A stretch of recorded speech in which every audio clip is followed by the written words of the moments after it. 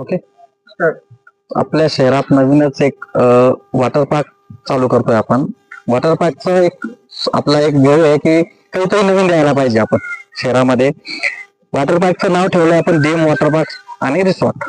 तर आपल्या इथं भरपूर काही सुविधा आहेत येण्यास, कारण व्ह्यू पूल, रेन डान्स, फॅमिली पूल असे बरेच काहीतरी आपण वेगवेगळे राईड्स आणतोय. आणि असं काही आणतोय की भडगाव, पाचोरा, जळगाव, एरोंडल, जामनेर आणि काही 4-5 तालुक्यांमध्ये असं नसेल, म्हणजे असा एक नवीन प्रोजेक्ट आणायचा आपण प्रयत्न करतोय. आणि आपल्या प्रोजेक्ट एक सगळ्यात मोठं एक आहे की असं शिर्डीला जाण्यास आपला हा पहिला मोठा एक वेळ आहे की शिर्डीला नाही जायचं. शिर्डीला जातो आपण पाचोऱ्यातच आपल्या सगळ्या सुविधा दिल्या जातील. आणि पाचोरा शहरामध्ये कोराडखेडा गावाजवळ आपला एक प्रोजेक्ट चालू आहे. तर प्रोजेक्ट असा एक आहे की त्याच्यात आपल्याला कॅन्टीन, तुम्हाला special locker rooms, ticket room, म्हणजे जे बी असतील सगळे फॅसिलिटी तुम्हाला मिळतील. सगळ्या सुविधा आहेत.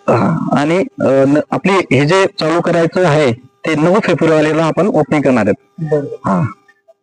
म्हणजे असं म्हटलं गेलं का बा, जसं आता आपण राहायला पाचोऱ्याला, त्यानंतर आपल्या बाजूला तालुका आहे भडगाव, इकडे जामनेर, किंवा मग इकडून जळगाव भागातले, इकडे चाळीसगाव भागातले, हे असे जे हौशी असतात लोक, जे आपण म्हणतो की बा आपल्या मुलांना आपण कुठेतरी वेगळ्या ठिकाणी एन्जॉय करायला घेतो, बरोबर, तर ते तुम्ही या भागामध्ये म्हणजे पाचोऱ्यामध्ये चालू केलं. आणि या भागातले लोक कुठं सोयीस्कर पडतं जळगावला जातात, चांगले लोक असतात फिरणारे, एन्जॉय करणारे, ते शिर्डीकडे जातात.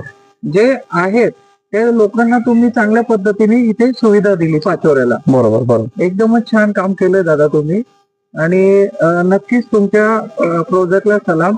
आणि यापुढे तुमचं प्रोजेक्ट असंच चांगल्या पद्धतीने स्थिर याच्यावर जावं, हेच आमचे शुभेच्छा. थँक्यू.